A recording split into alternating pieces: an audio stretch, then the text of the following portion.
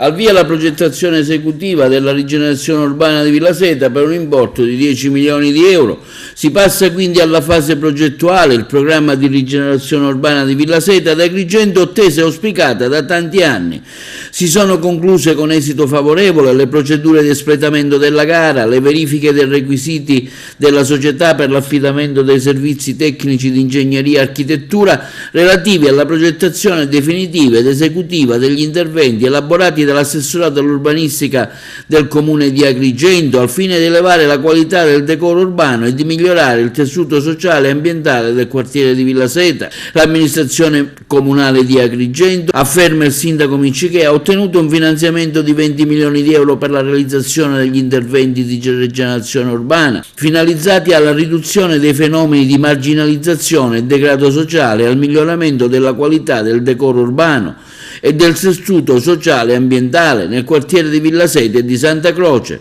Il pacchetto degli interventi avviati, spiega l'assessore Principato, sono stati pensati e disegnati dentro una cornice unitaria con il preciso obiettivo di rimodellare l'intero assetto urbanistico del quartiere, rinnovando quegli elementi delle aree pubbliche e con esse la capacità di attrarre e incentivare il recupero e la rigenerazione del patrimonio edilizio abitativo.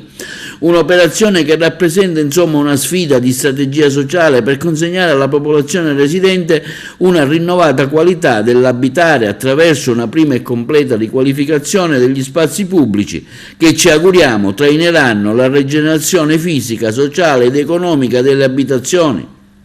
Nel dettaglio i lavori previsti: riqualificazione con realizzazione di servizi per la mobilità ecosostenibile del parcheggio Cugno Vela, riqualificazione di opere di arredo urbano dell'area compresa tra via Parco del Mediterraneo e via Caduti di Marzabotto, riqualificazione della via Caduti di Marzabotto nel tratto nord-est, riqualificazione della via Caduti di Marzabotto nel tratto nord-ovest, quindi riqualificazione urbana delle aree contestuali e pertinenziali al campo di atletica leggera.